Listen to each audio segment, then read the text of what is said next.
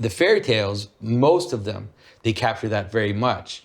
Because, for example, Snow White, which we're telling now, it has that story. So Snow White, things happen to her. She ends up, something changes, and then she ends up in the forest, with these little monsters. With dwarf men. That's right. Yeah, that's the eternal predicament of women, is to be surrounded by dwarfed men. Yeah. But you can understand it. It has multiple levels, but you can understand as the very transformation of a young woman. It does have to do with puberty. Snow White pretty much has to do with puberty. I'm pretty sure that's what's going on there, is that as she reaches puberty, she deals with all the problems of puberty, you could say, or that transformation. It's a question.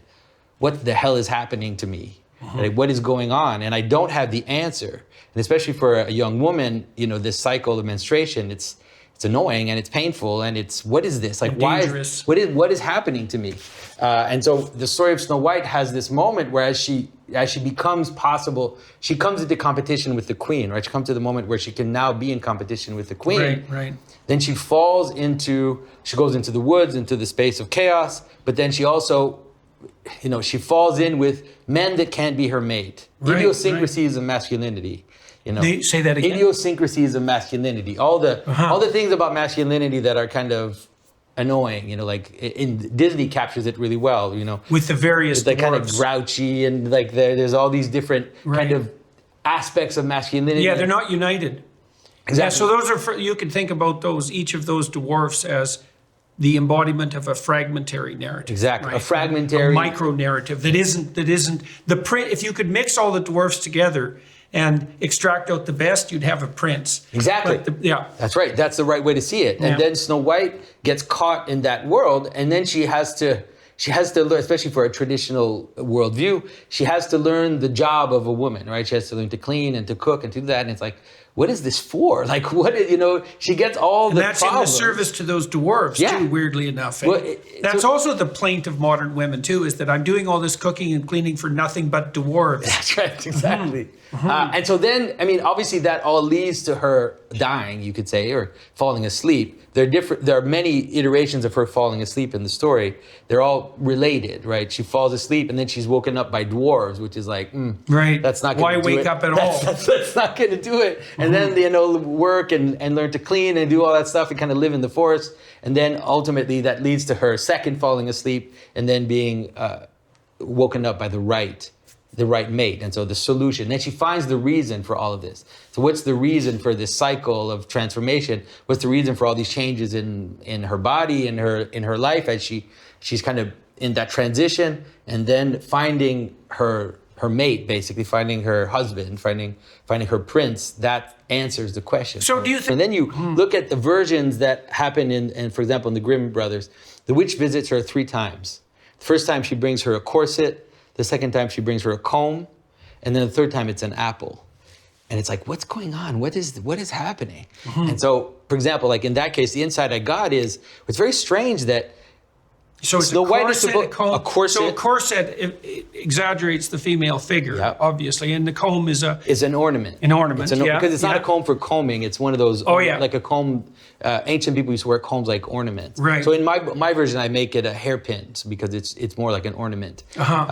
And so there are a lot of things going on, but one of the things that's going on is the witch sees in her mirror that the most beautiful of all is Snow White. And it's kind of weird that when she goes to see Snow White, she tries to bring her supplements to her beauty. Like, why is she doing that? It's as if she is already the most beautiful girl in the world. So why is she trying to convince her to take on these added things that will make her more beautiful? So if you had the most beautiful girl in the world and you're just like, well, I'll teach you how to put makeup on. Right. What are you doing? And so that's when it clicked with me that the apple has to do with knowledge of beauty. She's trying to make Snow White self-conscious.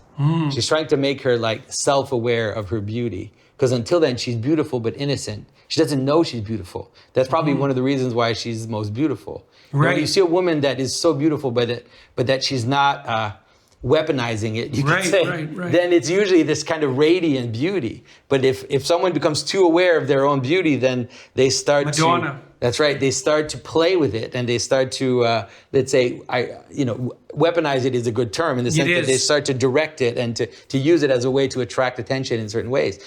If you look at the structure, you'll notice that it's very similar to Snow White. Yeah. But it's similar even in some of the elements. So when I talked about Snow White, I mentioned the idea that she doesn't understand the reason for the housework, right? The reason for the housework is actually in her relationship with her mate. Like that's what gives meaning to the cycle of work.